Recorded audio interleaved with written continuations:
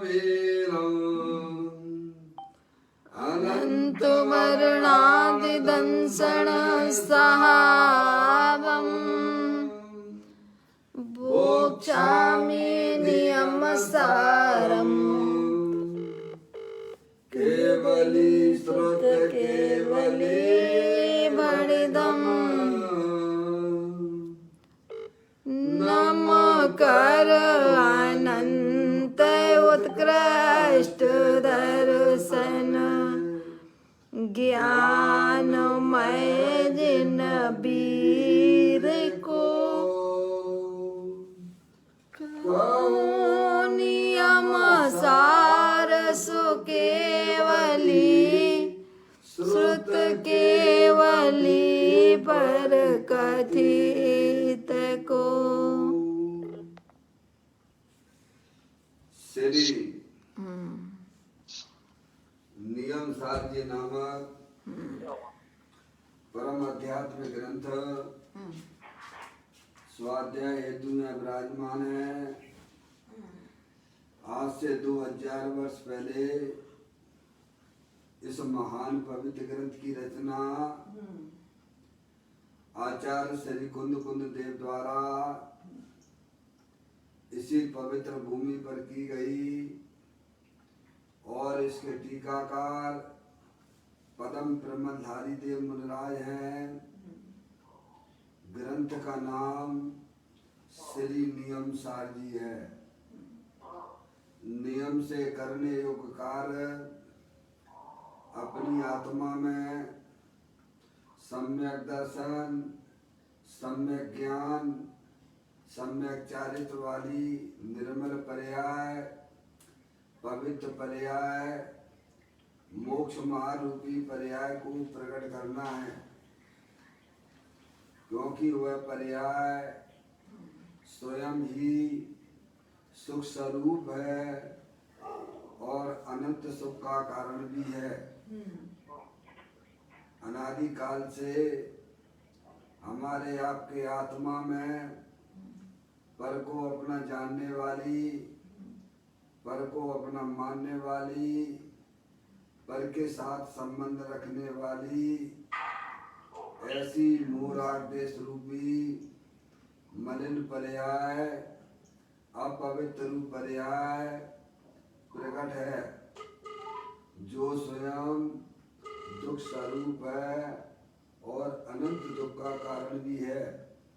ऐसी मोहराग देश रूपी मलिन पर्याय का अपनी आत्मा में से उस पर्याय का अभाव करना है और सम्यक दर्शन, सम्यक ज्ञान, सम्यक चारित्र वाली निर्मल पर्याय, पवित्र पर्याय, मोक्ष मार्ग रूपी पर्याय को प्रकट करना है। ऐसे कार्य की प्राप्ति जिनवाणी माता के द्वारा अपने आत्मा के स्वरूप को पहचानना, अपनी जो आत्म वस्तु है वह परद्रव्य, प्रभाव और पर्याय से विभिन्न एकमात्र अखंड ज्ञान ज्योति स्वरूप है।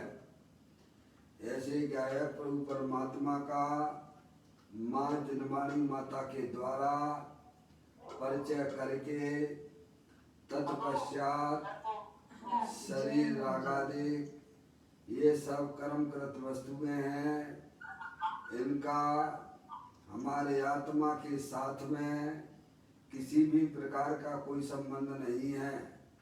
इस प्रकार सम्यक वेद ज्ञान पूर्वक शरीर रागादि की रुचि छोड़कर अंदर में जो अखंड ज्ञान ज्योति स्वरूप भगवान आत्मा है उसमें ही अपनापन स्थापित करना, उसी को ही निज रूप से जानना और उसमें ही अपनी वर्तमान पर्याय को मग्न कराना, उसे ही अनंत परमात्मा ने उसे धर्म कहा है। उसकी चर्चा आचार्य भगवंतों ने, मुनिराजों ने एक एक गाथा, उसकी टीका और श्लोकों के माध्यम से हमें अपने आत्मा के स्वरूप को यहाँ पर समझाया है। देखिएगा, यह परम आध्यात्मिक ग्रंथ है जिसका नाम श्री नियम सारजी है, जिसके 9वें अधिकार की चर्चा हम और आप यहाँ पर स्वाध्याय हेतु कर रहे हैं, जिसका नाम है परम समाधि अधिकार, जिसके अंतर्गत 124वें नंबर की गाथा का हम आपने सभी ने स्वाध्याय किया है और उसकी टीका का भी स्वाध्याय हुआ। उसी गाथा को पुष्ट करने के लिए परम प्रमलधारी देव मुनिराज योगेंद्र देव द्वारा कृत अमृता सिद्धि के 59वें श्लोक द्वारा भी उसी बात को यहाँ सिद्ध करते हैं। वे हमें बताते हैं, उसका पाठ करते हैं 59 श्लोक का। गिरी के गहन गुफा में अथवा बन के शून्य प्रदेशों में रहने से, इंद्रिय निरोध से अथवा ध्यान लगाने में, तीर्थ बात जप पठन होम भी ब्रह्म सिद्धि के नहीं उपाय। इसीलिए गुरुओं द्वारा तुम खोजो इससे भिन्न उपाय। यह बड़ी सुंदर बात योगेंद्र देव महाराज, आचार्य योगेंद्र देव हमें समझाते हैं कि तुम्हारे आत्मा ने अनादिकाल से ये सब बाहर के साधन किए हैं, लेकिन उनसे आत्मा की पर्याय में समता रूपी धर्म की प्राप्ति नहीं हुई है। तो समता भाव की प्राप्ति किस प्रकार से हो सकती है, उस साधन को गुरुओं के द्वारा, आचार्य भगवंतों के द्वारा जो चीज बताई गई है उसको जरा ध्यान से समझने की बात है। अगर बाहरी साधन से अगर हमारी आत्मा की पर्याय में निराकुलता रूप समाधि की प्राप्ति हो जाती तो होती ना। अनंत काल से तो आप धर्म के नाम पे सब आप कर ही रहे हो ना। जब उनसे नहीं होती है तो उनके पीछे इतना ध्यान क्यों किया जा रहा है? होते हैं ज्ञानियों के जीवन में ये सारी चीजें होती हैं, बात अलग है। जब वे अपनी आत्मा की आराधना और साधना में जाते हैं तब ये बाहरी चीजें सब देखने को आती हैं, मगर उसका निषेध नहीं है, लेकिन उसी को ही कैसे में मोक्ष के कारण मान लिए जावे तो ये हमारे लिए सबसे बड़ी भूल हो जाती है। ये बात हमें इसमें समझाते हैं। देखिएगा, इससे भिन्न कोई साधन है उसकी बात हमें हमारे गुरु आचार्य भगवंत आदि हमें समझाते हैं। वह यहाँ पर बात बताई जा रही है कि आत्मा की पर्याय में समता रूपी धर्म की प्राप्ति, जो अंदर में त्रिकालिक ध्रुव भगवान आत्मा जो कि तीनों काल वितराग आनंद स्वरूप है, सुख शांति के भंडार स्वरूप है, स्थायी वस्तु है, उसका जब यह जीव अवलंबन लेता है, आश्रय लेता है, तब उसकी पर्याय में निराकुलता रूपी धर्म समाधि रूपी पर्याय की उत्पत्ति होती है। ये है निश्चय साधन है, ये अंतरंग साधन है। यानी अपनी आत्मा में निराकुलता रूपी धर्म, वितराग रूपी धर्म, अतीन्द्रिय आनंद रूपी धर्म की प्राप्ति का कारण तो अंदर में शरीर रागादिक से भिन्न एकमात्र अखंड ज्ञान ज्योति स्वरूप वस्तु है। उसका जब यह जीव आश्रय लेता है, अवलंबन लेता है, तब उसकी पर्याय में आदि व्याधि उपाधि रहित समाधि की प्राप्ति होती है। समझे? समाधि का मतलब ये नहीं है कि अपने आत्मा को कष्ट देने का नाम समाधि नहीं है। वो तो आर्त ध्यान और रौद्र ध्यान हो जाएगा भगवान। क्या अपने आत्मा में कष्ट देना ये तो आर्त ध्यान है। अरे भाई इसका तो करना है अभाव। क्या भगवान दुख रूपी पर्याय का करना है अभाव, और हम देते हैं अपनी आत्मा को और कष्ट। क्या भगवान, तो वो तो संसार का कारण है ना। अगर दुख अगर मुक्ति का कारण होता तो भाई साहब अनंत जीव दुखी पड़े हुए हैं। क्या है कि नहीं? निगोदिया जी दुखी है कि सुखी है? बताओ भगवान। अरे भगवान निगोदिया जीव है दुखी है कि सुखी है? हैं? दुखी है। दुख जो है वो मोक्ष का कारण नहीं है। समझ गए आप? मोक्ष का कारण तो आत्मा की पर्याय में निराकुलता रूप समता रूपी धर्म की प्राप्ति होना हुआ सुख का कारण है। समझेंगे आप? और हम देते हैं क्या? कष्ट आत्मा को, है दुख रूपी पर्याय जबरदस्ती बुलाने की कोशिश करते हैं। समझ गए आप? वह तो संसार का कारण है। आत्मा की पर्याय में निराकुलता की उत्पत्ति हो, वितराग धर्म की प्राप्ति हो, वह वास्तव में सुख का कारण है भगवान। है रोते रोते कोई मोक्ष नहीं जाता है, आनंदित होते हुए सब जाते हैं मोक्ष में। और उसका कारण अंदर में त्रिकालिक ध्रुव भगवान आत्मा जो कि आनंद ज्ञान आनंद मूर्ति स्वरूप है, उसका आश्रय लेने से सब जीव मोक्ष को प्राप्त होते हैं। उसका सेवन करने से मुक्ति की प्राप्ति होती है। ये है मूल में जो है थोड़ा जो है ब्रह्मचारी पंडित जी साहब, आपका माइक खुल जाता है तो यहाँ डिस्टर्बेंस रहता है। रोजाना की बातें हैं, आपको थोड़ा समझना पड़ेगी बातें। पंडित जी साहब, हुकमचंद जी साहब, आपके माइक की वजह से यहाँ डिस्टर्बेंस होता है, आपको थोड़ा देखना पड़ेगा और रोजाना उसे थोड़ा बंद करके चला करें, क्योंकि फिर डिस्टर्ब हो जाता है, यहाँ भी होता है। अब ठीक है, जिसका भी माइक हो प्लीज उसे खोला ना करें। कम आवाज आएगी तो आपको जूम पे आना पड़ेगा। आप जूम पे आइए, आपको कोई डिस्टर्बेंस नहीं होगा। आप फेसबुक पे आ जाइए, आपको कोई डिस्टर्बेंस नहीं होगा। जो माइक खोल लेते हैं उनके लिए मैं बोल रहा हूँ, मुझे नहीं मालूम है कि किनका माइक खुला हुआ है। कृपया करके माइक ना खोला करें।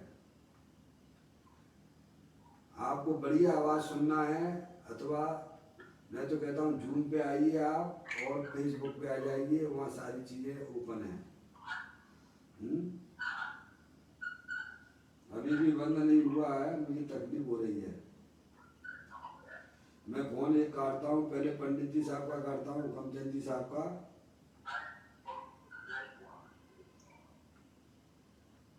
चलिए अब ठीक है, हुकमचंद जी साहब का ही डिस्टर्ब है फोन। अब देखिए बिल्कुल अच्छा है नहीं, अब डिस्टर्बेंस नहीं हो रहा है। चुल्लक जी महाराज, देखो मैंने उनका फोन काट दिया, अब किसी को कोई डिस्टर्बेंस नहीं होगा। उन्हें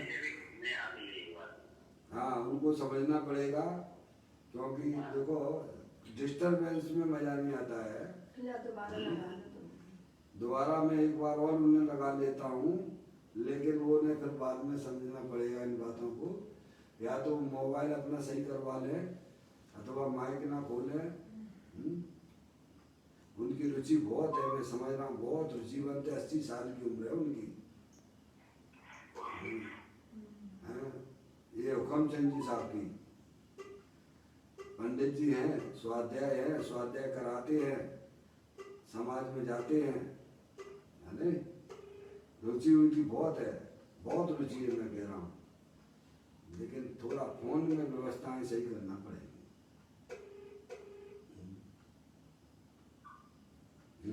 हाँ पंडित साहब, जय जिनेंद्र। हाँ पंडित जी साहब, नहीं पंडित जी, हुकमचंद जी साहब, पंडित साहब आपको आवाज आ रही है? चलिए ठीक है, डिस्टर्बेंस भी होना चाहिए। हाँ, कमचंद जी साहब, पंडित जी। हाँ चलिए। हाँ, आवाज। हाँ जी, क्या बोल रहे हैं?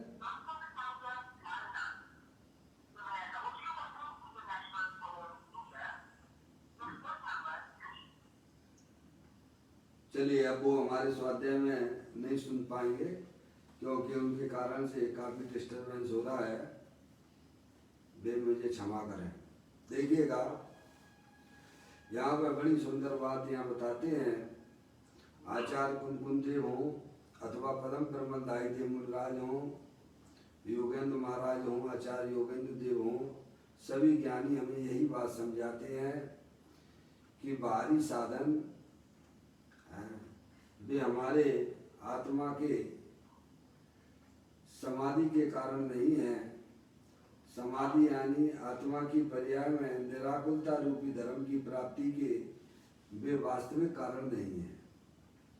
वे ज्ञानी जीवों की जीवन में होते जरूर हैं, दिखाई जरूर देते, क्योंकि कसाय अंदर से कट जाती है तो फिर ये सब बाहरी साधन भी दिखाई देते हैं, लेकिन वे वास्तव में बाहरी साधन कोई हमारे आत्मा में निराकुलता रूपी धर्म के कारण नहीं है। तो कहते हैं फिर वो जी हाँ, आत्मा की सच्ची समझ हुए बिना आत्मा पर्याय अपने वाले आत्मा की पहले समझ हो, वस्तु स्वरूप का ज्ञान हो कि मैं चैतन्य भगवान आत्मा हूँ, निराकुलता रूप अमूर्तिक प्रदेश वाला भगवान आत्मा हूँ, अनंत शक्तियों के भंडार वाला आत्मा हूँ। शरीर है सो मैं नहीं हूँ। हमारी आत्मा में जो भी विभाग रूप परिणतियाँ मोह राग द्वेष रूपी दिखाई देती हैं, वह हमारे आत्मा का स्वरूप नहीं है और वह आत्मा की पर्याय भी नहीं है। ऐसे सबसे पहले सच्ची समझ हो अपने आत्मा की, और फिर वह पर्याय सच्ची समझ जब कर लेती है तब वह पर्याय पर द्रव शरीर और शरीर से भिन्न जितने भी चेतन अचेतन पदार्थ हैं वे सब पर द्रव्य हैं आत्मा के लिए, है नहीं? और अंदर में जो विकार रूप परिणति है मोह राग द्वेष के परिणाम, वह भी परद्रव्य है, प्रभाव है। उन सबका अवलंबन आश्रय जब पर्याय छोड़ देती है और अंदर में जो अखंड ज्ञान ज्योति स्वरूप भगवान आत्मा है जो कि शाश्वत है, अनंत शक्तियों के भंडार वाला है, ऐसे गायक प्रभु परमात्मा का जब जीव ये आश्रय लेता है तत्काल उसी समय आत्मा की पर्याय में निराकुलता रूप अतीन्द्रिय आनंद की प्राप्ति हो जाती है। जैसे आप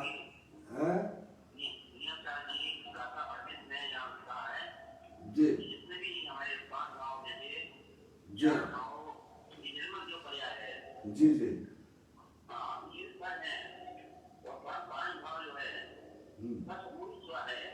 बिल्कुल अगर ये ज्ञान में आएगा जी तो पर्याय का जवाब परम भाव की ओर हो जाएगा, बिल्कुल हो जाएगा।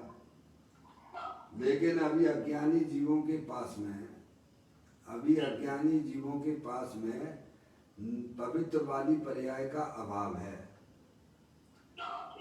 अभी अज्ञानी जीवों की पर्याय में मलिन पर्याय का सद्भाव है, विकार रूपी पर्याय का सद्भाव है, शरीर का संयोग है, निर्विकारी रूपी पर्याय नहीं है। निर्विकारी पर्याय तो विकार रहित पर्याय तो जो अंदर में भगवान आत्मा निर्विकारी रूप से विद्यमान है, जब वह उसका आश्रय लेगा तब उसकी पर्याय में निर्विकारी रूपी पर्याय की उत्पत्ति होगी। क्या अभी तो मोटी मोटी बातें इतनी समझ में आना चाहिए कि अभी मोटे रूप से इतना हमें समझ में आना चाहिए कि शरीर जो है ये जड़ है, अनंत पुद्गल परमाणुओं का पिंड है, माटी धूल है, और अंदर में जानने देखने वाली चैतन्य वस्तु वह अमूर्तिक है, अरूपी है। अरूपी का रूपी से किसी प्रकार का कोई संबंध नहीं है। इतना पहले पक्का ज्ञान करके फिर आत्मा की पर्याय में जो दुख रूपी पर्याय हर समय पैदा हो रही है, टेंशन वाली, वह परद्रव का आश्रय लेके पर को अपना जानने और मानने से होती है। वह विकारी पर्याय भी हमारे आत्मा का स्वरूप नहीं है। अगर वह आत्मा का स्वरूप होता तो अत्यंत सिद्ध परमात्मा की पर्याय में भी वह पर्याय देखी जाती। क्या अभी तो मोटी अभी तो ब्रह्मचारी जी अभी तो इतनी बात समझ में नहीं आ रही है। फिर आचार्य भगवान तर्क से, युक्ति से, न्याय से भी ये बात समझाते हैं कि आत्मा के आश्रय से जो निर्विकारी रूपी पर्याय उत्पन्न होती है वह पर्याय एक समय मात्र की है, वह भी वास्तव में आत्मा नहीं है। अब जब यह आत्मा, जब यह पर्याय जब सच्ची समझ वस्तु स्वरूप की कर लेता है, तब वह पर्याय फिर परद्रव, प्रभाव जो विकारी आदि पर्याय हैं उनका वह अवलंबन, आश्रय, रुचि छोड़ देती है और अंदर में अखंड ज्ञान ज्योति स्वरूप भगवान आत्मा का आश्रय लेती है। फिर उसे अब बताने की जरूरत नहीं पड़ती है। एक बार ध्रुव स्वभाव का आश्रय ले लिया तब फिर वह निर्विकारी रूपी पर्यायों का भी आश्रय फिर तो लेगा। निर्विकारी रूपी पर्यायों की उत्पत्ति तो जब पर्याय द्रव का आश्रय लेती है, अपने भगवान आत्मा का आश्रय लेती है, तब फिर उसमें से निर्विकारी रूपी पर्याय उत्पन्न होती रहती हैं। भाई साहब हैं, समझ आप? अब उन पर्यायों की तरफ भी ज्ञानी नहीं देखते हैं क्या? जिसके पास में खजाने पर जिसने कब्जा कर लिया है, अब घर में 2, 4, 5 हीरे पड़े हों तो उसमें क्या देखेगा वो? उसने तो कब्जा वहां कर लिया ना। भंडार जो पड़ा हुआ है हीरे जवाहरातों का, वहां उसकी दृष्टि चली गई है। अब वह क्यों देखेगा घर में 2, 4, 5 हीरे जवाहरात पड़े होंगे तो? अब उसकी रक्षा करेगा ना चेतन स्वरूपी भगवान आत्मा। 38वें नंबर की गाथा नियम सारिणी में 5 भावों की चर्चा आई है। वे 4 भाव, औदैहिक भाव, औपसमिक भाव, क्षौपसमिक भाव, छायिक भाव, जिसमें कुछ निर्मल पर्याय हैं और कुछ उसमें मलिन पर्याय हैं। वे सब पर्याय हैं, एक समय मात्र की हैं, उनकी भी दृष्टि छोड़ दो। अभी अज्ञानी के पास में निर्मल पर्याय कहाँ है भगवान? निर्मल पर्याय तो जब आत्मा का आश्रय लेता है तब निर्मल पर्यायों की उत्पत्ति होती है। तो अंदर में जो परम पवित्र भगवान आत्मा सदा काल विद्यमान है, उस पर अपनी दृष्टि को जमा देना। भगवान अपना उपयोग को अगर स्थिर करना है, अपनी आत्मा की पर्याय में अतीन्द्रिय आनंद की प्राप्ति करना है, तो वह पर्याय समझ, परद्रव, प्रभाव और पर्याय का भी आश्रय छोड़ दे। क्या भगवान पर्याय मात्र का आश्रय छोड़ दे? समझेंगे आप? अंदर में अखंड ज्ञान ज्योति रूप से अपने आप को देखे, उसको भगवान कहते हैं। यही समाधि का मूल में कारण है। आदि व्याधि उपाधि रहित परम समाधि की प्राप्ति, जो अपना भगवान आत्मा सदा काल आदि से, व्याधि से, उपाधियों से रहित है ना, ऐसा सच्चा ज्ञान करके उसका आश्रय लेना, उसका सेवन करना, तो पर्याय में निराकुलता रूपी धर्म की प्राप्ति होती है। उसे भगवान धर्म कहते हैं। ज्ञानी जीवों को तो सदा समाधि होती है, ज्ञानी जीवों को तो सदा समाधि होती है, क्योंकि उनकी पर्याय निरंतर निराकुलता रूपी वस्तु जो पड़ी हुई है उसके ऊपर उनका लक्ष्य है। इसलिए उनके जीवन में तो हमेशा समाधि होती है। हैं, समझ गया? कल जो है यही चर्चा जो है अपने आदरणीय डॉक्टर साहब हुकमचंद जी साहब शिविर के माध्यम से जगत के समस्त जीवों को यही समझाने का प्रयत्न कर रहे थे। वहां भी यही विषय चल रहा है समाधि का। अपने डॉक्टर साहब भारत जी साहब छोटे दादा उस शिविर के अंदर समाधि के स्वरूप के ऊपर ही चर्चा कर रहे हैं। समझ गया? जो कल उनसे किसी ने प्रश्न किया होगा कि पंडित जी साहब आप सामायिक करते हो कि नहीं करते हो? हैं? अब क्या समझाएं भाई, सामायिक किसे कहते हैं तुम्हें मालूम होना चाहिए। ऐसे बैठ जाने का नाम सामायिक नहीं है कि खा लिया पी लिया आराम से और हमने जो है फिर जो है 12 बजे सामायिक में बैठ गए। हैं? दुनिया इसी को सामायिक समझती है। क्या कह रहे भगवान? 2 टाइम 3 टाइम। अरे ज्ञानी तो हर समय सामायिक करता है। सामायिक ज्ञानी क्या? समता भाव। सामायिक का मतलब सामायक है, सम प्लस आय इजिकल टू सामायिक। सम का मतलब होता है समता भाव, बीतराग रूपी भाव। आय का मतलब होता है आय होते कमाई, कमाई बोलते नहीं आय को। क्या आय और व्यय है हुआ है? बीतरागी है, उसका आय आना क्या प्राप्ति हुई है, उपलब्धि है। तो अपने क्या है प्रभु परमात्मा के आश्रय से वो है वास्तव में आत्मा की कमाई है। वो उसको बोलते हैं सामायिक है। ये सामायिक तो आपने अनंत बार करी है। बाहर की सामायिक यम नियम संयम आप कियो, पुण्य त्याग वैराग्य था कर लियो है।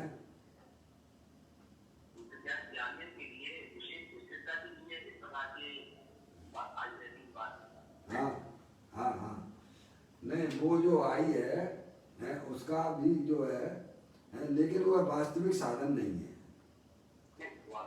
पहले तो अपन को ये समझ, हाँ चुल्लक महाराज जी, पहले तो ये समझना चाहिए सामायिक सामायिक का मतलब क्या, उसका वाच्य क्या है। सामायिक का वाच्य क्या है? सामायिक यानी निराकुलता रूप परिणति की उत्पत्ति है। आदि व्याधि उपाधि रहे समाधि पर्याय में होना है ना, आत्मा में ही होना है ना, कोई शरीर में होना है क्या सामायिक है? अरे जब पर्याय अंदर में अखंड ज्ञान ज्योति स्वरूप जो तीनों काल विद्यमान वस्तु है, स्थायी वस्तु है, उसका आश्रय लेती है तो पर्याय में सामायिक होती है। अब पर्याय आश्रय लिए बैठी है अनादि काल से शरीर का, किसका आश्रय लेके हैं? कैसे होगी बताओ हैं? अंदर में हाँ तो ये बात है, थोड़ा समझने की बातें हैं जो हमारे आचार्य भगवंत यही हमको समझाने का प्रयत्न कर रहे हैं हर गाथाओं में, टीकाओं में। और देखो योगेंद्र महाराज भी यही समझा रहे हैं अपन को।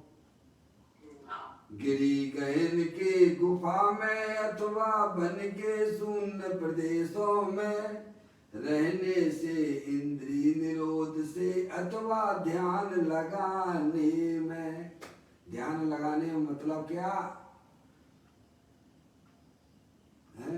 अरे ध्यान लगाना, सामायिक करना, उसी को तो कहते हो ना। लगे ध्यान लगाने लगे हुए काय का? आत्मा का ज्ञान नहीं है, ध्यान लगा रहे हो आप भगवान। पहले आत्मा का ज्ञान तो करो।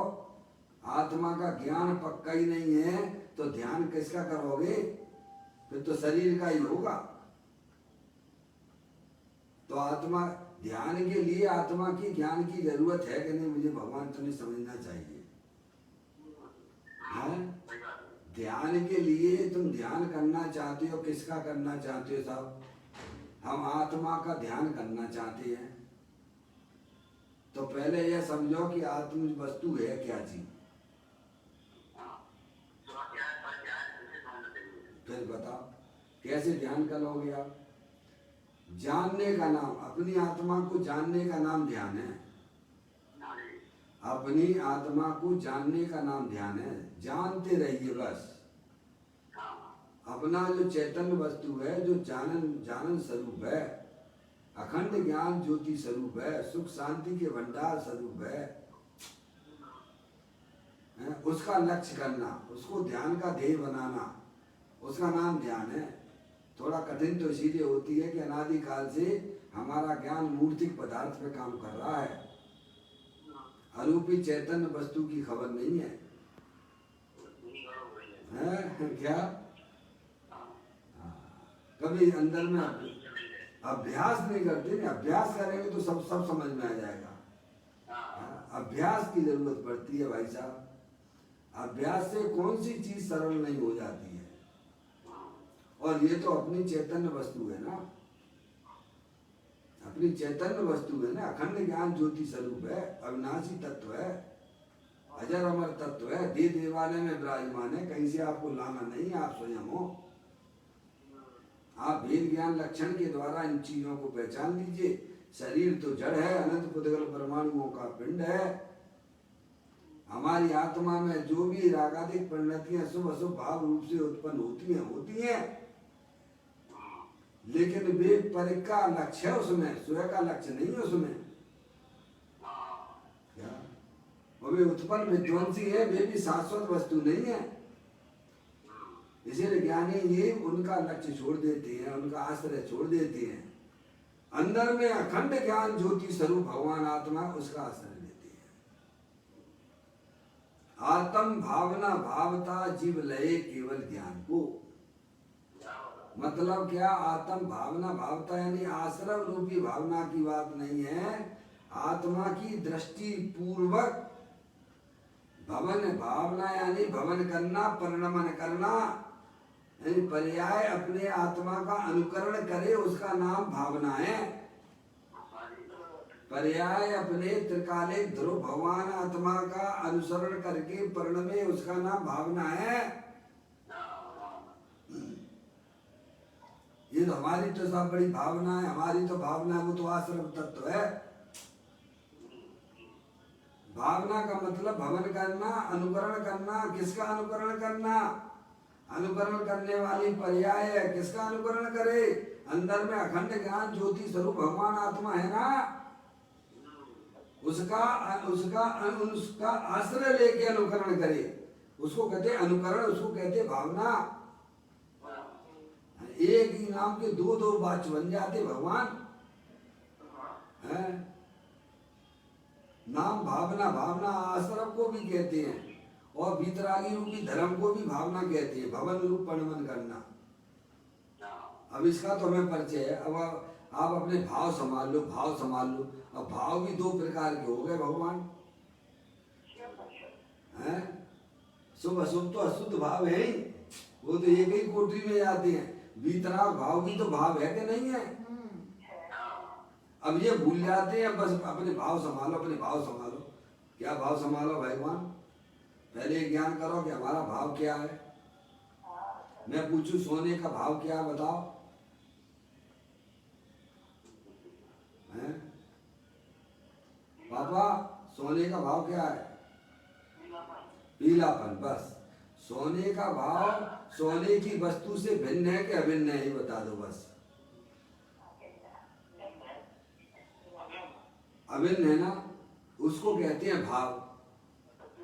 अब लौकिक में भाव किसे चलता है बताओ भगवान? पैसे से भाव तोलते हैं, बताओ। लौकिक को दुनिया में ये पता है, श्रीमद राजचंद्र जो अपने पंडित टोडरमल जी साहब कहते हैं, आत्म वस्तु तीनों काल शुद्ध है। शुद्धता के दो हेतु उन्होंने बताए। शुद्धता दो प्रकार की होती है, एक द्रव्य अपेक्षा शुद्धपना होता है और एक पर्याय अपेक्षा शुद्धपना होता है। अब तुम तो, अब मैं तो शुद्ध हूँ, मैं तो शुद्ध हूँ, मैं तो शुद्ध हूँ, ऐसे गाता, ऐसे दिया गया समयसर आदि ग्रंथों में, तो अपने आप को शुद्ध मान के पर्याय में भी शुद्धता मान के बस जो है पंच इंद्रिय के भोगों के विषयों की रुचि अंदर में जागृत है, उसके निश्चय भाषी हो गया वो। निश्चय भाषी के प्रकरण में ये बात दी उन्होंने। तो हम क्या करें, हमें तो समय सारे ग्रंथ में तो हमने पढ़ा ही है कि मैं तो शुद्ध हूँ, हैं, सिद्ध समान सिद्ध हूँ। तो भाई साहब कौन काय की बात है, द्रव्य की बात थी कि पर्याय की बात थी? तब इन्होंने ये बात बताई पंडित टोडरमल जी साहब ने कि भाई साहब आपको शुद्धता का ख्याल नहीं है। शुद्धता दो प्रकार की होती है, एक द्रव्य अपेक्षा शुद्धपना होता है, एक पर्याय अपेक्षा शुद्धपना होता है। और द्रव्य अपेक्षा शुद्धपना उसे कहते हैं पर द्रव्य से भिन्न और अपने भावों से अभिन्न। ये द्रव्य की शुद्धता है और ये अनादि अनंत शुद्धता है। चुल्लक महाराज जी, ये बात पंडित टोडरमल जी साहब ने निश्चय भाषी के प्रकरण में बोला उन्होंने कि शुद्धता दो प्रकार की होती है, एक द्रव्य अपेक्षा शुद्धपना होता है, एक पर्याय अपेक्षा शुद्धपना होता है। तो द्रव्य अपेक्षा शुद्धपना कहाँ, कितने लोगों को ज्ञान है द्रव्य अपेक्षा शुद्धपना कि पर द्रव्य से भिन्न और अपने भावों से अभिन्न। अपने भावों से अभिन्न का मतलब क्या? मेरे को भी बहुत शंका होती थी पहले। हाँ, मैं आश्रम में पूछता था, हमें पंडित जी राजमल जी आपको तो सब पता है, कई विद्वानों से मैं पूछता भी था कि साहब ये शुद्धता कौन सी शुद्धता है? ये इस भाव पर द्रव्य से भिन्न और अपने भावों से अभिन्न। अपने भावों से अभिन्न में अपनी पर्याय लेना कि नहीं लेना? मेरा प्रश्न हमेशा यही बना रहता था कि पर्याय उसमें लेंगे कि नहीं लेंगे अपन। पर्याय वो जो है रागादिक रूप पर्याय है, अथवा अभी निरविकारी रूप पर्याय तो है ही नहीं है। तो अभी उस भाव में क्या लेना? पंडित जी साहब क्या कहना चाहते हैं कि पर द्रव्य से भिन्न और अपने भावों से अभिन्न, यानी जो वस्तु है चाहे चेतन हो अथवा अचेतन हो, सारी वस्तुएं पर द्रव्य से भिन्न हैं और अपने गुणों से अभिन्न हैं। भाव में गुण लेना, शक्तियां लेना, ये शुद्धता बिल्कुल अनादि अनंत है।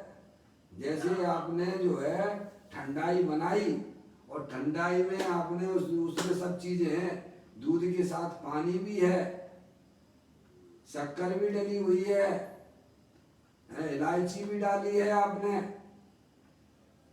काजू बादाम भी घिस घिस के डाले हैं, तब उस सब पूरे का नाम ठंडाई कहलाती है। लेकिन मुझे बताओ उस ठंडाई में क्या शक्कर मिल गई है कि दूध मिल गया है कि पानी मिल गया है कि काजू मिल गए कि बादाम मिल गए हैं? मिल गए एक दूसरे में क्या है? नहीं मिल रहे हैं, यही शुद्धता है उनकी। अब है दिखते हैं, बागो ऑपरेशन करा लो, बागो जो दिखते हैं, क्या जिन्हें दिखते हैं वे तो ऑपरेशन कराने लायक है, वो दृष्टि। हाँ, इसी का नाम ये समय सार है। जिस दृष्टि में भिन्न वस्तुएं होने पर अभिन्न रूप से दिखाई दे रही है, वह दृष्टि का ऑपरेशन होता है यहाँ पर परमात्मा के द्वार पे आके। हाँ, आचार्य अमृतचंद देव ने पुरुषार्थ सिद्धि उपाय के 14वें नंबर की गाथा में यह बात कही है उन्होंने कि चैतन्य जो वस्तु है कर्म कृत शरीर रागादिक से भिन्न है। भिन्न होने पर भी जिन्हें अभिन्न रूप से प्रतिभाषित होती है, वह प्रतिभास ही संसार का कारण है। माता जी, अभिन्न होने पर भी भिन्न जैसी दिखती है, अब भिन्न होने पर भी अभिन्न जैसी दिखती है, यह जो दृष्टि खोटी है। ये वह तो दृष्टि संसार का कारण है। शरीर भिन्न होने पर भी आत्मा से जुड़ा हुआ दिखाई देता है, वही तो संसार का कारण है भगवान। आप देख लीजिए, पढ़ लीजिए आचार्य अमृतचंद देव की पुरुषार्थ सिद्धि उपाय के 14वें नंबर की गाथा, हम तो आपको रेफरेंस दे रहे हैं। उसमें स्पष्ट लिखा है कि आत्म चैतन्य वस्तु कर्म कृत शरीर रागादिक से भिन्न होने पर भी अभिन्न जैसी पृथ्वास होती है, वह पृथ्वास ही संसार का कारण है। वही हमारे संसार का कारण हो रहा है, पृथ्वास। क्योंकि वस्तु तो वहां मिल नहीं रही है, मिली है ही नहीं, और हमें मिली हुई दिखाई दे रही है। यही हमारा संसार है।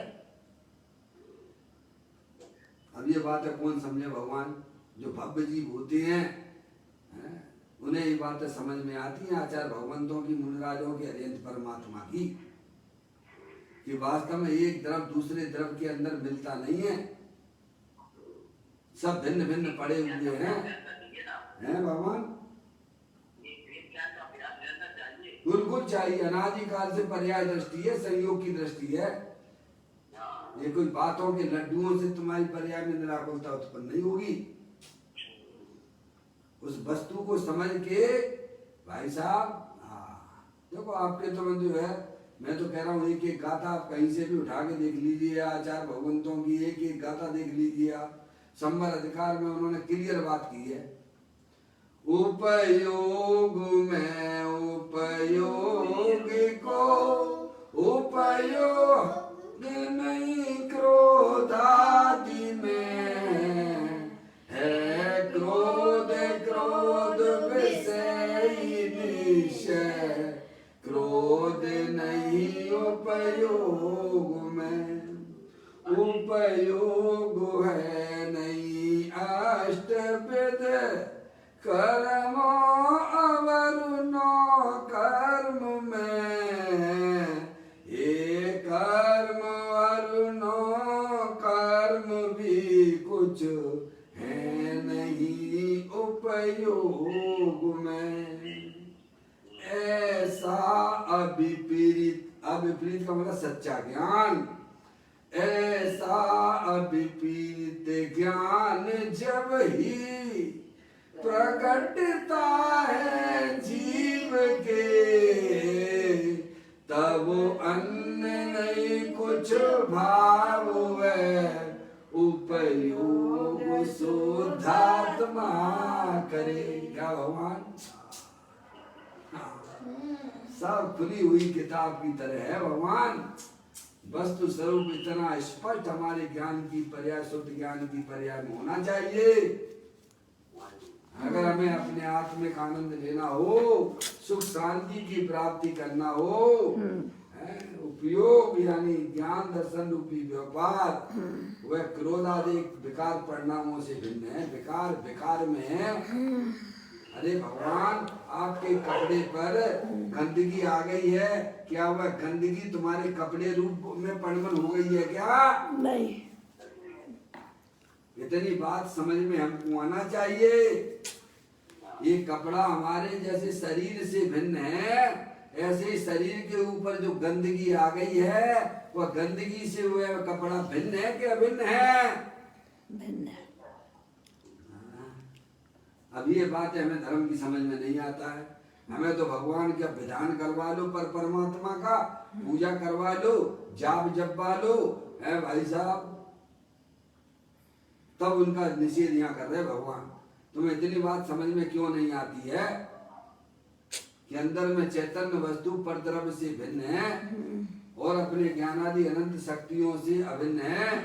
जगत के समस्त पदार्थ ऐसे ही हैं, चाहे वे चेतन हो अथवा चेतन हो, एक दूसरे में कभी मिलावट नहीं होती है। जो शुद्ध जाने आत्म को वह शुद्धता को प्राप्त हो। हमारी चेतन जो वस्तु है वह शरीर से तो भिन्न है ही, पर आत्मा की पर्याय में जो रागादि क्रोध मान माया लोभ आस रति अरति शोक भय जुगुप्सा स्त्री वेद पुरुष वेद नपुंसक वेद आदि के जो पर्याय संसार अवस्था में विकार रूप से उत्पन्न होती हैं, उनसे भी मेरा भगवान आत्मा सदा काल भिन्न है। भैया, जब तक ऐसा पक्का श्रद्धान और ज्ञान की उत्पत्ति नहीं होती है तो पर्याय में भी शुद्धता प्रकट नहीं होती है।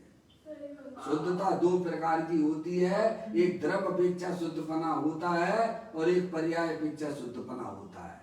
तो पंडित टोडरमल जी साहब कहते हैं द्रव अपेक्षा शुद्धपना किसे कहना, पर द्रव से भिन्न और अपने भावों से अभिन्न। अपने भावों से अभिन्न में क्या लेना, अपने ज्ञान आदि अनंत शक्तियां ले लेना, अपने अनंत गुण ले लेना। यह द्रव्य की शुद्धता तीनों काल है। और पर्याय की शुद्धता क्या, तो कहते औपाधिक भावों का अभाव ही पर्याय की शुद्धता है। औपाधिक भावों का अभाव होना, सुलग महाराज, औपाधिक भाव यानी जो विकार रूपी परिणामों का अभाव होना। तो वो कैसे होगा भगवान, जो शुद्ध जाने आत्म को वह शुद्धता को प्राप्त हो। अरे पवित्र पर्यायों की उत्पत्ति कैसे होगी भगवान, जब अपने आत्मा को यह जीव आश्रय लेता है। पर्याय जो है परद्रव प्रभाव और पर्याय का भी आश्रय छोड़ के अपने भगवान आत्मा के पास चली जाती है, तो उसकी पर्याय में भी शुद्धता निर्विकारी रूप पर्याय प्राप्त हो जाती, वितराग धर्म की उत्पत्ति होती है। इसे भगवान ने धर्म कहा है। आज समझो, काल समझो, अनंत कालवाद समझो, समझना तो यहीं से पड़ेगा। एक है, दूसरा नहीं है। सब ज्ञानियों ने, सब आचार्य भगवंतों ने एक ही बात बताई है, और आप अपने ज्ञान की पर्याय में कसौटी में कस के देख लीजिएगा। हैं, इसमें कोई जबरदस्ती धर्म लादने का नाम तो रहोगे। जो लादा जाता वो धर्म हो ही नहीं सकता है, समझ में? अरे धर्म तो निराकुलता वाला है, निराकुलता अतीन्द्रिय आनंद वाला है, समझ में? सच्ची समझ पैदा करना, सच्ची समझ पैदा करना, बस। देखो हम आपको कितनी बार कहते हैं, सामने रस्सी पड़ी हुई है, आप उसे सर्प देख रहे हो, सांप देख रहे हो आप, तो आपकी आत्मा में कौन सी पर्याय आएगी, बोलो? भय वाली आएगी कि अभय वाली होगी, दुख वाली होगी कि सुख वाली होगी? सामने पड़ी हुई है रस्सी, आप देख रहे हो उसे, क्या सांप देख रहे हो, तो आत्मा की यहाँ पर्याय कौन सी आएगी बताओ? यहाँ देखो, यहाँ देखो, अपनी आत्मा में देखो, हैं कौन सी पर्याय आएगी, बोलो? हमारे पापा जी, दुख रूपी पर्याय आएगी, भय की पर्याय आएगी ना।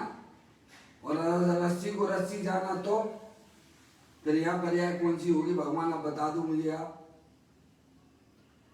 अगर रस्सी को रस्सी आपने देखा, तो यहाँ पे पर्याय कौन सी होगी? अब आपको तकलीफ होगी, आपको दुख होगा क्या, क्या भय होगा क्या?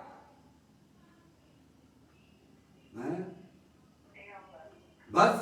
तो ये विकारी पर्याय जो हमारी आत्मा में देखी जा रही है, वे सब अज्ञानता की निशानी है, वे सब अज्ञान विधाता है इनका, निश्चित चैतन्य विरोधी है।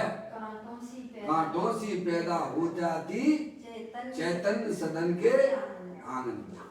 क्या भगवान युगल जी महाराज ने लिखी है कविता है, युगल जी महाराज की है, बाबू युगल जी साहब ने लिखी है।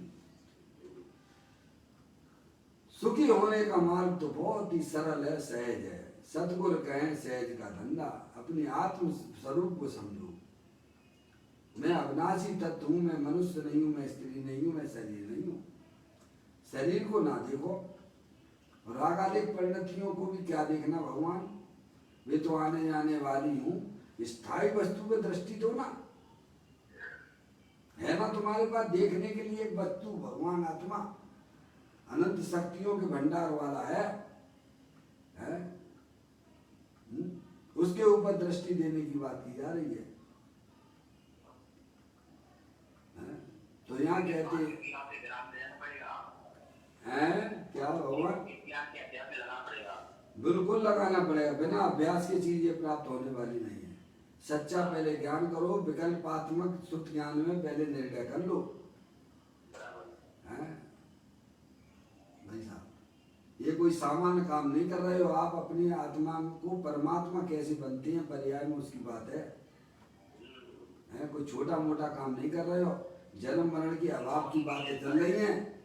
ये जन्म मरण का अभाव कैसे हो हमारी आत्मा की पर्याय में, दुख का अभाव कैसा हो उसकी विधि बताई जा रही है। आत्मा हो तुम आत्मा ही रहोगे, शरीर कभी हो नहीं सकते हो। तो क्यों ना अपनी समझदारी का परिचय दो। भाई रहना तो पड़ेगा आपको, और आत्मा बन के ही रहना पड़ेगा। चाहे कितना भी शरीर को अपना मान लो, बस तुम्हारा कभी होने वाला नहीं है वो है? तो अपन बेवकूफ बस आत्म वस्तु को पहचान के मैं आत्मा हूँ, चेतनेश्वर भगवान आत्मा हूँ, अनंत शक्तियों के भंडार वाला हूँ। आज तक हमने शरीर को छुआ तक नहीं है क्या? और जो हमारी आत्मा की पर्याय में वे रागादिक परिणतियां जरूर दिखती हैं, लेकिन वे हमारी पर्याय का भी स्वभाव नहीं है क्या? उनकी रुचि छोड़ देना। अंदर में होने वाले कसाय परिणामों की रुचि भेद ज्ञान के द्वारा ज्ञानी छोड़ देते हैं। अपने चैतन्य वस्तु को अपनाते हैं तो वे रागादिक परिणतियां अपने आप पहले भाई साहब पहले उनकी जो है जो वो थी बल था ना, वो टूट जाता है। जैसे रस्सी होती है ना, रस्सी जब तक जलती नहीं है तब तक उसमें बल होता है, और जैसे ही रस्सी जला दी जाती है फिर वह उसकी गांठ वैसी दिखाई देती है, लेकिन बल रहित होती है। ऐसे ही आत्मा की पर्याय में जो कसायों की रुचि चल रही है वह तो संसार का कारण है? उनकी पहले दम निकाल दो। कैसे निकाल ले भगवान? वस्तु स्वरूप का सच्चा ज्ञान करके निकाल दो, फिर वे रागादिक परिणतियां दिखेंगी। चिंता की कोई बात नहीं है। ज्ञानी जीवों की पर्याय में भी उनकी भूमिका के अनुसार वे रागादिक परिणतियां रहती हैं। पूर्ण रूप से खत्म तो अरिहंत और सिद्ध परमात्मा की पर्याय में हुई है। क्या भगवान हमारे मुनराज भी हैं, दिगंबर साधु हैं, उनकी पर्याय में भी 28 मूल गुण पालने संबंधित राग तो विद्यमान है ही है। संपूर्ण रूप से खत्म तो अरिहंत तो सिद्ध परमात्मा की पर्याय में हुआ है। लेकिन अब वे रागादिक परिणाम ऐसे रहते हैं, अब उनमें कोई बल नहीं होता है। वे आपको संसार में परिभ्रमण कराए ऐसा बल उनके अंदर में नहीं होता है। मम्मी क्या बोली? कीलित सर्प के समान। हमारी मम्मी बहुत स्वाध्यायी जीव है, छुल्लक महाराज जी स्वाध्याय जीव है, समझे? कीलित सर्प के समान है। जैसे सर्प को कीलित कर दिया जाए है तो वो जिंदा, लेकिन वो भाई साहब क्या करेगा वो? ऐसे रागादिक कीलित सर्प के समान कहो मम्मी, अथवा जली हुई जेवड़ी की तरह कहो, एक ही बात है। समझेंगे नहीं आप? हमने रस्सी का उदाहरण दिया है। जब तक रस्सी जलती नहीं है तब तक उसमें बल दिखता है पकड़ने का, और जैसे ही रस्सी को जला दिया जाता तो रस्सी तो दिखती है कि रस्सी थी, लेकिन वह किसके बांधने के काम में आएगी? वो ऐसे ही ज्ञानी जीवों की पर्याय में है भाई साहब रागादिक परिणतियां उनकी भूमिका के चौथे गुण स्थान की भूमिका में उस प्रकार का रागादिक शुभ अशुभ परिणाम रहते हैं।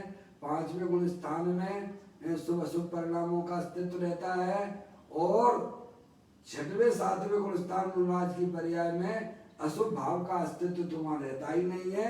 शुभ भाव रूपी 28 मूल गुण पालने का अस्तित्व रहता है। उसको भगवान ने राग कहा है। लेकिन जो भी राग है चौथे गुण स्थान से लेके वह राग अनंत संसार का कारण नहीं है। वो अनंत संसार में प्रवहन नहीं कराएगा आपका, समझ रहे हैं? उस राग की तो उसने दम निकाल दी है। जो संसार का कारण होती थी उसको तो ज्ञानी ने वस्तु स्वरूप का सच्चा ज्ञान करके भाई साहब उसकी दम निकाल दी। उसकी जो पीछे पीछे दूसरों के पीछे भागा करता था, अब उसे अपनी आत्मा में रस आ गया। उसे समझ में आया भैया? अब वो तो राग जो है केवल जली हुई जेवड़ी की तरह रह गया है। ज्ञानी जानता है, अब सने ही सने अपनी आत्मा को केंद्रित करता हुआ, अपनी आत्मा की आराधना साधना करता हुआ, अंदर में ज्ञान आनंद की उत्पत्ति वृद्धि करता हुआ आगे बढ़ता है। आत्म भावना भावता जीव लहे केवल ज्ञान को है। हाँ प्रभु,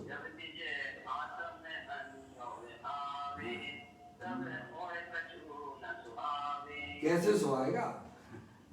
लपकी गाय गुलोदे खाए, दौड़ी दौड़ी महुआ तले आए। ये बुंदेलखंड की कहावत है। लपकी गाय गुलोदे खाए, दौड़ी दौड़ी महुआ तले आए। मतलब गाय जो है महुआ के पेड़ के गुलोदे खा लेती है ना, तब फिर उसे जो उसके मालिक होते हैं उसे फिर जो दाना डाले, भूसा डाले, वो ना खाए वे। वहां ने टेस्ट कर लिया है उसका, है हाँ। अब उसका मालिक भले ही वो बदी हुई गाय है, उसने रस्सी से बांध के रखी है, तो अभी उसका मन तो वहां लगा हुआ है। कहाँ पे? उसने जो गुलोदे खा लिए महुआ के, भले ही बनी हुई दिखाई देती है, लेकिन मन तो उसका वहीं लगा हुआ है। और जैसे ही किसान उसको छोड़ता है तो दौड़ी दौड़ी उस महुआ के फल खाने के लिए जाती है। ऐसे ही ज्ञानी जीवों ने अपनी पर्याय में अपने ज्ञायक प्रभु परमात्मा का आनंद लिया है। भले ही संसार अवस्था में आपको बने हुए दिखाई देते हैं, कुटुंब से बने हुए हैं, समाज से बने हुए हैं, ऐसे दिखाई देते हैं, शरीर से बने हुए हैं, होंगे आप राग आदि परिणतियों से बने हुए। उन्होंने तो वेद ज्ञान के द्वारा अपने त्रिकालिक ध्रुव भगवान आत्मा का स्वाद ले लिया है।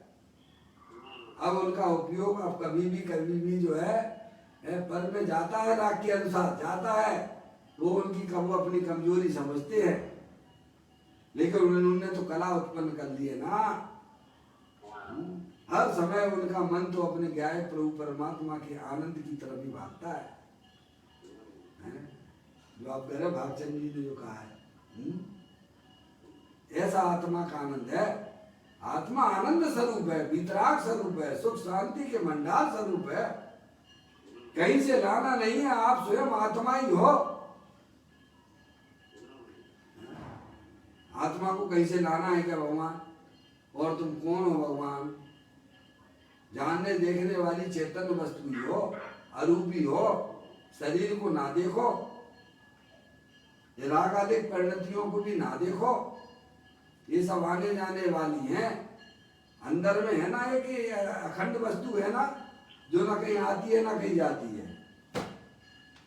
ऐसी चैतन्य वस्तु के ऊपर ज्ञानियों ने दृष्टि की है, उसका वे सेवन करती है, तो उनकी पर्याय में निराकुलता रूपी धर्म की उत्पत्ति होती है। क्या भगवान?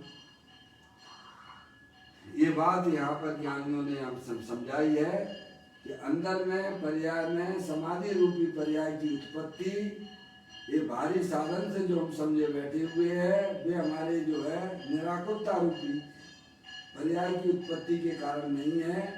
अगर वे कारण होते तो हमारी आत्मा ने अनंत बार इन साधनों को अपनाया है, लेकिन कभी भी निराकुलता रूपी धर्म की प्राप्ति नहीं हुई है। इसीलिए ये भारी साधन हमारी निराकुलता रूपी पर्याय के कारण नहीं है। तो ज्ञानी कहते हैं निराकुलता रूपी पर्याय का उत्पत्ति का कारण तो अंदर में भगवान आत्मा तीनों काल निराकुलता स्वरूप रूप से विद्यमान है। तुम उसका सेवन करोगे, उसका आश्रय लोगे, तो तुम्हारी पर्याय में निराकुलता रूपी धर्म, वितराग भाव रूपी धर्म की उत्पत्ति हो जाती है। वहीं से मोक्ष के दरवाजे खुल जाते हैं। मोक्ष के दरवाजे आत्मा का आश्रय लेने पर खुलते हैं। अनादिकाल से आत्मा की पर्याय पर द्रव्य का आश्रय ले बैठी है, उसमें तो संसार चक्र चालू है। कठिन जरूर है, लेकिन है बिल्कुल सरल। क्या भैया? कठिन इसीलिए लग रहा चुल्लम महाराज जी, कभी हम जीवन में अभ्यास नहीं करते हैं। मनुष्य पर्याय मिली है, हम अपना समय बोलो कहाँ लगाते हैं? 24 घंटे में मान लीजिए 1 घंटे स्वाध्याय में भी लगा लिया तो उससे क्या होने वाला भगवान? 23 घंटा तो हमारा पाप में लग रहा है, 23 घंटा तो हमारा पाप में लगता है। और धर्म के नाम पे थोड़ा बहुत गए तो भाई साहब ये चर्चा मिलेगी आपको कि भाई साहब भगवान की प्रतिमा पधरवा दो तो आपका कल्याण हो जाएगा, एक मंदिर बनवा दो तो तुम्हारा कल्याण हो जाएगा, ये भगवान की पूजा भक्ति कर लो तो तुम्हारा कल्याण हो जाएगा। ये अपने आत्मा के द्रव्य की गुण की पर्याय की चर्चा तो बिल्कुल ना मिलेगी तुम्हें। तो हमारा जो है पूज्य गुरुदेव श्री को जाता है पूरा है। मैं तो आपको सत्य कह रहा था, सत्य कह रहा हूं।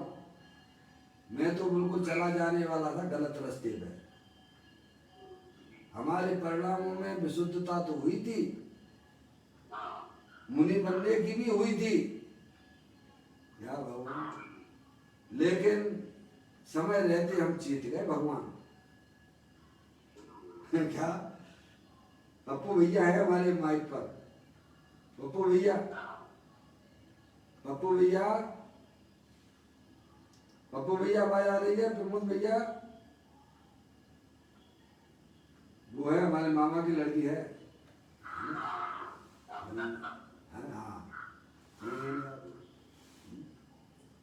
कसाई की मंदता का परिणाम तो आया, चलो भाई मुनि बन जाते हैं है? उस समय मैंने जो है विद्यासागर जी का नाम खूब सुना था है?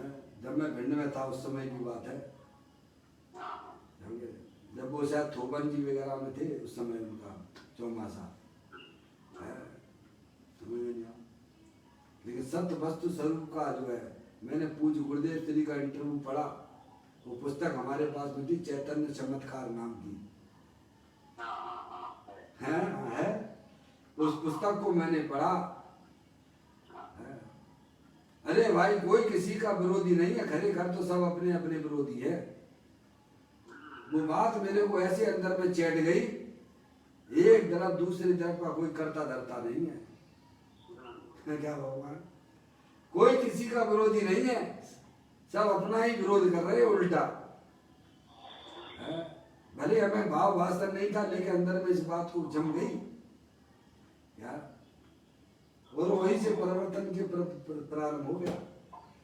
फिर बाद में सब पढ़ाई लिखाई करी हमने, सब समझ नहीं आप, ऐसी बात है भगवान। आज तो हम जो पढ़ रहे हैं आचार्य भगवंतों की बातें जब समझ में आ रही हैं है? हम तो इसी के शरीर की क्रिया को धर्म माने बैठे हैं। आत्मा का पता ही नहीं है कि मैं आत्मा हूँ, अरूपी हूँ, चेतनेश्वर हूँ, अखंड ज्ञान ज्योति स्वरूप हूँ, जो ना कहीं आता है ना कहीं जाता है, ऐसी अनंत शक्तियों के भंडार वाला है।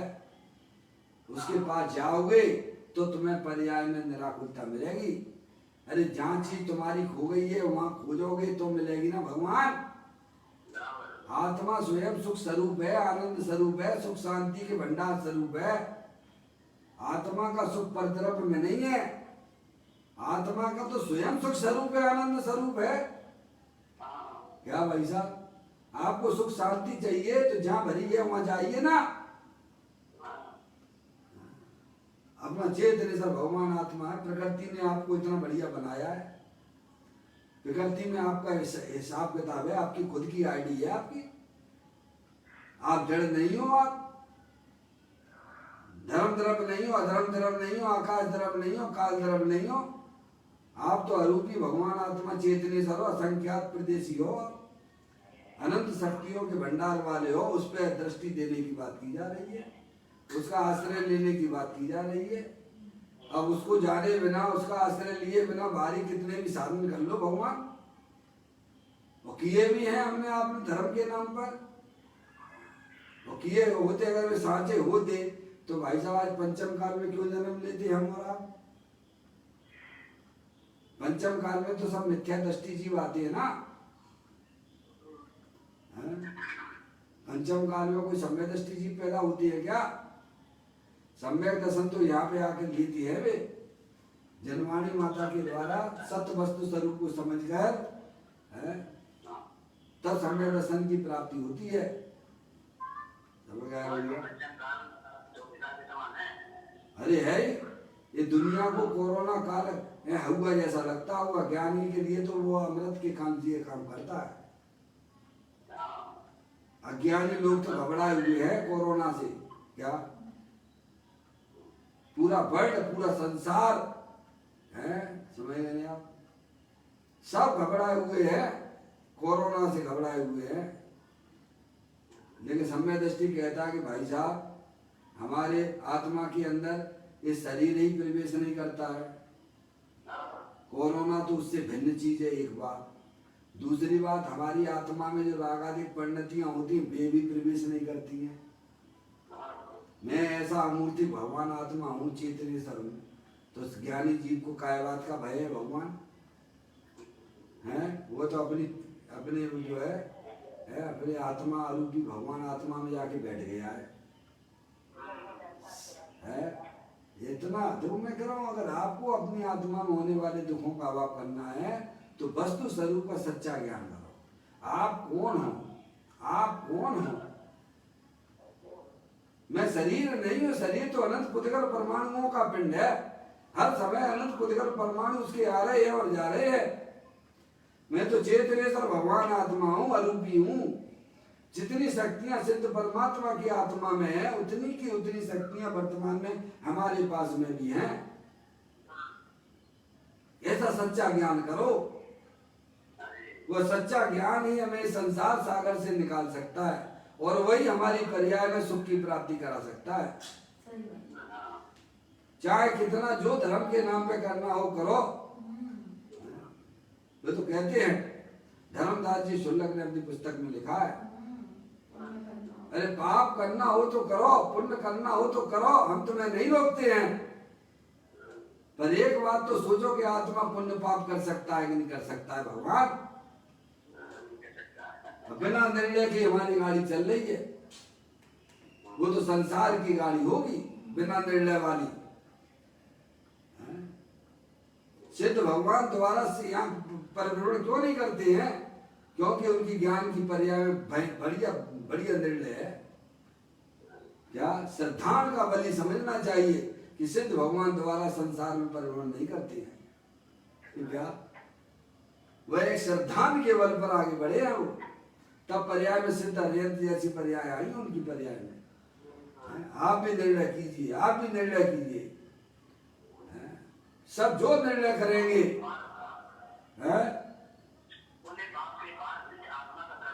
हाँ ये है। समझे आप?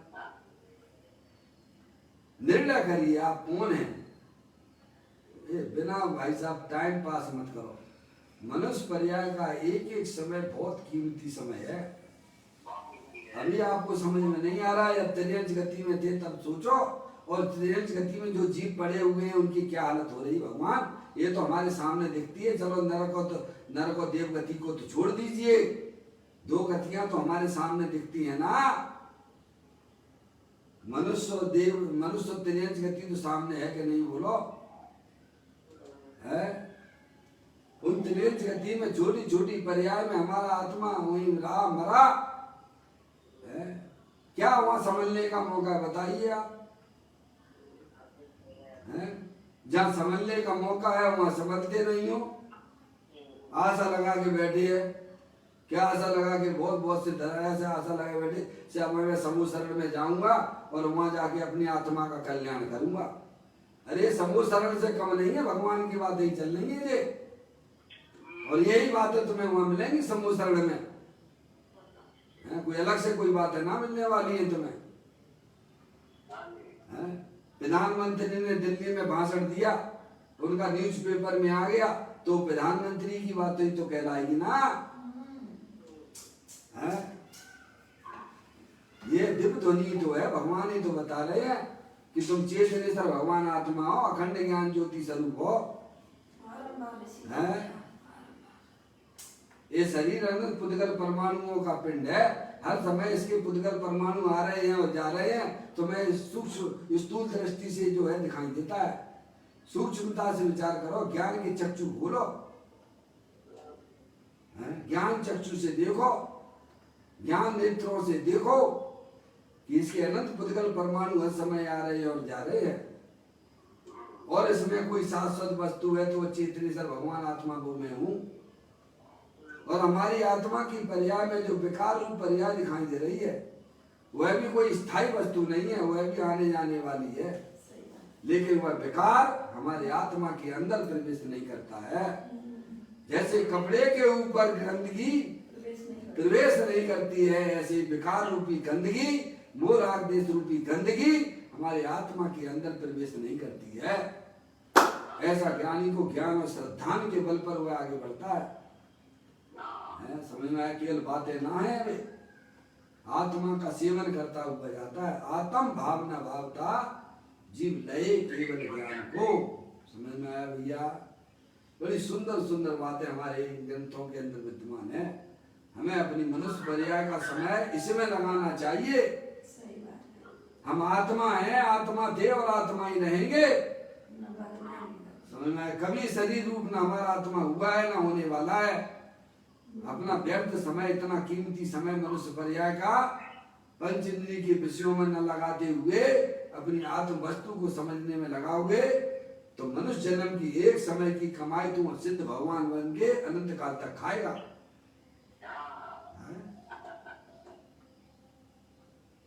भैया इतनी बढ़िया बात है।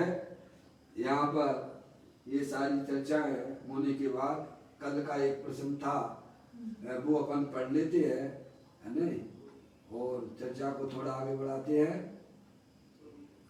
यहाँ एक भाई ने प्रश्न किया पूज्य गुरुदेव श्री से कि द्रव्य क्रिया करते करते भाव आवे, ऐसा नहीं। द्रव्य क्रिया करते करते भाव आवे, ऐसा नहीं। प्रश्न सुनना है ना पहले। द्रव्य क्रिया करते करते भाव आवे, ऐसा नहीं, ऐसा इंट्रोगेटिव प्रश्न किया। पूज्य गुरुदेव श्री कहते हैं क्रिया द्रव्य क्रिया करते करते शरीर की क्रिया करते करते, द्रव्य क्रिया करते हैं, क्रिया करते करते भटकेगा। क्या कह दिया? शरीर की क्रिया करते करते आत्मा की पर्याय में निराकुलता रूपी धर्म की प्राप्ति होगी, ऐसा जो तुम सोचे बैठे हो ये बिल्कुल भी नहीं है। वो तो भटकने का मार्ग है। सही बात। कि शरीर की क्रिया को तुमने धर्म मान लिया। वे कह रहे हम नहीं कह रहे हैं, ये तुम्हारे ग्रंथों में सब लिखा पड़ी है, तुम देखो तो जरा आँख खोल के तो पढ़ो। या शरीर की क्रिया शरीर में होगी, आत्मा की क्रिया आत्मा में होगी। है क्रिया करते करते भटकेगा, पुण्य बनेगा। पुण्य बनेगा वहां से क्या होगा? क्या होगा भैया? पुण्य की उत्पत्ति, पुण्य होगा। और पुण्य तो भाई साहब पैसे भी है। जीव जो है सारी 2000 सागर के लिए तरस पर्याय में आता है। आपको कैलकुलेशन सिद्धांतिक मालूम होना चाहिए। यह जीव तरस पर्याय में अधिकतम साधिक 2000 सागर के लिए आता है। कितने? साधिक 2000 सागर के लिए आता है, जिसमें उसके 2000 सागर तो उसके देव गति में, स्वर्ग में और नरक में निकल जाती है। कितने? 2000 सागर तो उसने स्वर्ग में और नरक में निकाल देता है। 1360 अथवा 1260 तो स्वर्ग में रहता है जी। 640 अथवा 740 दोनों कथन मिलते हैं, नरक में रहता है। तो त्रस पर्याय के 2000 सागर तो तुमने वही निकाल ले भगवान। अब बचे साधिक। साधिक में 2 इंद्रिय पर्याय, 3 इंद्रिय पर्याय, 4 इंद्रिय पर्याय, संगी असंगी पर्याय तेरे अंश की, और मनुष्य पर्याय वो साधिक में है। वो काय में है? साधिक में है। समझ लो साधिक का मतलब कितना। जैसे पहले समय में लोग सब्जी लेने जाते थे तो धनिया अनिया ऐसे डाल देते थे ऊपर से कि भाई साहब ये और ले जाओ, हैं? हाँ साथ में ये भी हो रहा है, धनिया और ले जाओ। अब तो धनिया तुम्हें जो है जो भी किलो मिलेगी, 100 रुपए किलो मिलेगी, जो भी मिलेगी। समझ में आया भगवान? है जैसे दूध नापते थे ना, 500 ग्राम नाप दिया, 500 लीटर, और फिर जो है कैसा ऊपर से और डाल देते थे। अब तो कोई डाले क्या? है जो पानी मिलाएगा कोई डालेगा, तो वो दूध नहीं होगा, पानी होगा। वो दूध कोई डाले? तो ऐसे ही साधिक में समझ लेना, 2 इंद्री, 3 इंद्री, 4 इंद्री, संगी असंगी त्रियंश की और मनुष्य की, वे सब साधिक में है। ये तो अधिकतम है। और तरस पर्याय में जैसे जीव आया एक इंद्री से और फिर वापिस चला जाए तरस में, जैसे कोई खिलाड़ी होता है है। जैसे कोई खिलाड़ी होता है क्रिकेट का, कहो तो भाई साहब पूरे 50 ओवर का गेम खेल ले, और नहीं तो पहली बॉल पे ही आउट हो जाए। क्या कहा भगवान? ऐसा होता है कि नहीं होता? बोलो। होता है। अच्छा से अच्छा खिलाड़ी होगा तो 50 ओवर से ज्यादा तो खेल होता ही नहीं है। वहीं तक खेलेगा, फिर वापस फिर अपना नॉर्मल हो जाएगा, या फिर पहली बॉल पे आके आउट हो जाएगा, या बीच में कभी भी हो जाए। तो अपन को क्या पता भगवान? अभी मनुष्य पर्याय में आए हो, हैं? पुण्य तो स्वर्ग में तो तुम वैसे ही चले जाते हो। भगवान माँ में खाओ कौन सी बड़ी बात में दिमाग क्या लगाना है? हैं? ये मनुष्य पर्याय पुण्य करने के लिए है क्या? ये मनुष्य पर्याय तो अपने आत्मा को पहचान के आत्मा का आनंद लूटने के लिए है। ये मन दिखाए के लिए मिला है, पुण्य करने के लिए मिला है कि पाप करने के लिए मिला है? धर्म करने अरे पुण्य पाप तो त्रियंच गति के जीव करते हैं, ढोल करते हैं पुण्य पाप। बात जरूर कड़क है लेकिन सिद्धांत से भरी हुई है। पुण्य पाप का धंधा तो त्रियंच गति के ढोरों के पास में है। समझ में आया भगवान? धर्म का धंधा तो संगी पंचेंद्रिय जीवों के पास में है। मन मिलता है आत्मा के धर्म को समझने का, आत्मा की शक्तियों को समझने का, और उन्हें पर्याय में व्यक्त करने के लिए मिलता है। उसको भगवान धर्म कहते हैं। तो कहते हैं क्रिया करते करते भटकेगा पुण्य बनेगा, मिथ्यात सहित पुण्य बनेगा, चार गति में भटकेगा। हाँ, इसमें छेडाला में नहीं आया। गुरुदेव जी कहते हैं छेडाला में नहीं आया क्या? मुनि व्रत धार अनंत बार ग्रहवक उपजायो। मुनि व्रत धारण करके दिगंबर मुनि हुआ। यह मुनि व्रत धार अनंत बार गिरिवक उपजायो। पे निज आत्म ज्ञान बिना सुख ले पायो। यह 5 महाव्रत 5 महाव्रत पाले, 28 मूल गुण पाले, परंतु वह सब दुख है, राग है। आत्म ज्ञान बिना, आत्मा के ज्ञान के बिना, आत्मा का ज्ञान क्या? ये अंदर जो शरीर के अंदर चैतन्य वस्तु है, अखंड ज्ञान ज्योति स्वरूप है, जो सदा काल परद्रव्य से भिन्न है और अपने ज्ञानादि अनंत शक्तियों से सहित है। ऐसी आत्मा का ज्ञान करना। आत्मा की पर्याय में संसार अवस्था में रागादिक परिणति दिखती जरूर है, पर भी हमारी आत्मा के अंदर न जाती हैं। वे भिन्न है। वे जैसे कपड़े की गंदगी कपड़े से भिन्न है, ऐसे हमारी आत्मा में होने वाले रागादिक परिणाम वे सब गंदगी हैं, हमारी आत्मा के अंदर नहीं जाती हैं। ऐसा आत्मा का ज्ञान करना भगवान। इसको कहते हैं आत्मज्ञान। आत्मज्ञान बिना सुख लेस न पायो। जब तक आपको अपनी आत्मा का पक्का ज्ञान नहीं होगा, श्रद्धा नहीं होगा, आत्मा को अपने आप को आत्मा ना समझोगे, तब तक कभी भी हमारी पर्याय में होने वाले दुखों का अभाव नहीं हुआ। गारंटी तो हम देते हैं इस बात की, और वो गारंटी आचार्य भगवंतों के द्वारा हमें मिली है, सो हम आपको बता रहे हैं। हमारे पीछे तो अनंत सिद्ध परमात्मा खड़े हुए हैं। क्या? हमारे पीछे तो अनंत सिद्ध परमात्मा खड़े हुए हैं, अरिहंत परमात्मा खड़े हुए हैं, साधु परमेष्ठी खड़े हुए हैं। उन्होंने हमें दी है और हमें पूरा विश्वास हो गया है। मैं तो एकमात्र अखंड ज्ञान ज्योति स्वरूप भगवान आत्मा हूँ। ये शरीर क्षणभंगुर तत्व है। ये रागादिक परिणतियां पर के लक्ष्य से होती हैं, ये भी मेरी आत्मा का स्वभाव नहीं है। मैं तो एकमात्र अखंड ज्ञान ज्योति स्वरूप हूँ, आनंद स्वरूप वस्तु हूँ। उसका सेवन करना वही पर्याय में सुखी होने का एकमात्र विधान है। दूसरा कोई उपाय नहीं है। जो हमारे पंच परमेष्ठी ने अपनी पर्याय में प्रकट किया है, वह कार्य हमें अपनी पर्याय में करना चाहिए। सही बात है।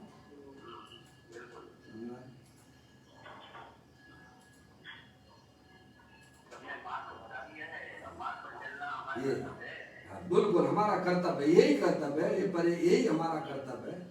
आत्म ज्ञान बिना सुख लेस न पायो। पंच महाव्रत के परिणाम, पंच महाव्रत के परिणाम यानी शुभ परिणाम, 28 मूल गुण के परिणाम, वह आश्रव है और दुख है। राग है, कौन सा है भैया? राग है, शुभ राग है। और राग तो आग है ना, राग आग दहे सदा, ताते समामृत से ये चिर भजे विषय कसाय, त्याग निज पद से। अपने आत्मा को पहचानो, आनंद में रहो। भगवान प्रभु ने इतनी सुंदर बात हमको बता दी है। अब भटकने की बिल्कुल भी कोई रास्ता नहीं है। अब भटकन ज्ञानी की खत्म हो जाती है, समझ गए? एक डॉक्टर से इलाज कराना, सब डॉक्टरों से इलाज कराओगे तो तुम्हारा बिगड़ जाएगा इलाज, ध्यान रखना। लौकिक में आप एक डॉक्टर को पकड़ के इलाज कराते हो कि नहीं कराते हो? हैं? डॉक्टर हमारे पंच परमेष्टि हैं। क्या भगवान, बस उनको पकड़ के चलना, वे तुम्हारा इलाज बिल्कुल पक्का करके चलेंगे। कभी इधर जाओ, उधर भटको, इधर भटको, इधर भटको, भटकते रहो और भटकी और भटक जाना। समय मनुष्य पर्याय का बर्बाद ना करना। आचार्य भगवंतों की, मुनिराजों की वाणी पढ़ना, समझना और अंदर में उसका अप्लाई करना, तो पर्याय में होने वाले दुखों का अभाव हो जाएगा। दूसरा कोई उपाय नहीं है। आत्म ज्ञान बिना सुख लेस न पायो, पंच महाव्रत के परिणाम, 28 मूल गुण के परिणाम, वह आश्रम है, दुख है। दुख से आत्मा की मुक्ति होगी। सम्यक होगा क्या? ये कह रहे खून का दाग क्या खून से धुलता है क्या? वो तो शुद्ध जल से अगर दुख से मुक्ति होती तो अनंत जीव दुखी है, बल्कि सबकी मुक्ति हो जाएगी। भगवान है।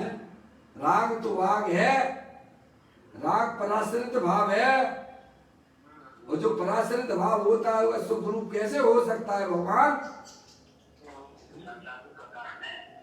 संसार का कारण है भैया।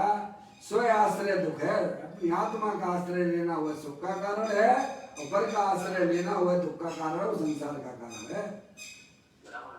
सम्यक दर्शन तो आनंद स्वरूप है। ओ सम्यक दर्शन यानी अपनी आत्मा का अवलोकन करना, अपनी आत्मा का फोटो खींच लेना। अरे सेल्फी फोटो कभी जिंदगी में खींचा है क्या? उस कैमरे से सेल्फी फोटो तो तुम्हें खींचना आता है। ज्ञानी कहते हैं अपने ज्ञान की पर्याय में अपने चैतन्य स्वरूपी भगवान आत्मा का फोटो खींच ले, वो तेरा सेल्फी फोटो कहलाएगा। हैं? अरे वे कैमरे भी डॉक्टर की दुकान पे जो एक्सरा वाले लगे रहते हैं, वे भी थोड़ा समझदार नहीं होकर भी समझदार का परिचय देते हैं। हालांकि वे जड़ है, लेकिन फिर भी वे समझदारी का परिचय देते हैं। आप उनके सामने जाओगे तो ये आपके कपड़े का फोटो नहीं आएगा, उसमें एक्सरा में मांस का फोटो भी नहीं आएगा, हड्डियों का फोटो आ जाएगा। वे भी इतनी समझदारी का परिचय देते, ना समझदार भी समझदारी का परिचय देते हैं। पर आप तो पूरे के पूरे समझदार हो, आप पूरे के पूरे समझदार हो। हैं? क्या आपके ज्ञान की पर्याय में वो ताकत नहीं है क्या? है शरीर रागादि से भिन्न होकर अखंड ज्ञान ज्योति स्वरूप भगवान आत्मा का दर्शन कर लेना, उसको भगवान ने सम्यक दर्शन कहा है। अरे त्रियंच गति के जीव कर लेते हैं भाई, नार की जीव कर लेते हैं। आपको ऐसी कौन सी तकलीफ है जो ना कर पा रहे हो? कहते सम्यक दर्शन तो आनंद स्वरूप है। बहुत अंतर है भाई साहब। मिथ्या दृष्टि जीव की पर्याय और मोक्ष मार्गी की जीवियों की पर्याय में बहुत जमीन आसमान का अंतर है। क्या बहुत अंतर है? मोक्ष मार्गी जीवों का जो परिणति और संसारी जीवों की परिणति से बहुत जमीन आसमान का अंतर है। दुनिया शरीर की क्रिया को धर्म माने बैठी हुई है, और ज्ञानी कहते हैं कि आत्मा की तरफ लक्ष्य करने से धर्म होता है, आत्मा का आश्रय करने से धर्म होता है। भगवान हमें आपको इतनी सुंदर बात है भगवान माँ जनवाणी माता सिखाती है हमें अपने आत्मा का निर्णय करना चाहिए, वस्तु स्वरूप को समझना चाहिए और समझकर अपने क्या है प्रभु परमात्मा का आश्रय लेना। यही मात्र एक हमारा लिए 4 गति 84 लाख योनियों के परमण से मिटाने की बात है, पर्याय में होने वाले दुखों का अभाव करने की बात है, जिसे हमें बड़ी सावधानी पूर्वक है ऐसा उठा पटक का मार्ग नहीं है, ये सच्ची समझ पैदा करने का मार्ग है जो हमने कभी नहीं किया है। इस प्रकार से चर्चा अभी आगे बहुत है बाकी है, उसे अपन धीरे धीरे पढ़ेंगे। या फिर एक भाई का फिर प्रश्न आया है, अभी प्रश्न उत्तर चल रहे हैं, वो कुछ गुरुदेव श्री उसका समाधान करते हुए आगे बात को समझाएंगे। निज निधि निज में बताई ये अनंत अनंत उपकार है, उसके लिए जिनवाणी माँ को वंदना सतबार है, वंदना सतबार। 9 बार नमोकार मंत्र।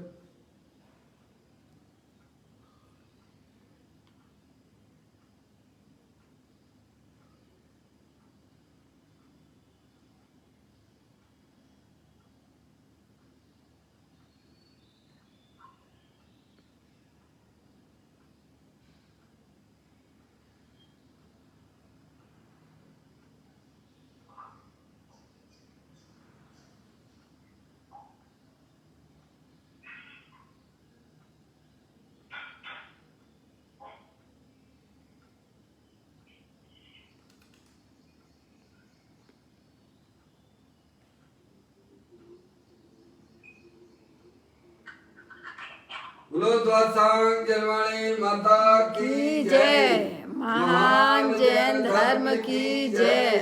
सभी सधर्मी आत्मार्थी बंधुओं को सादर जय जिनेन्द्र। जय जैन जय जैन जय जैन। सभी को शुद्धात्म वंदन। चुल्लक महाराज जी शुद्धात्म वंदन।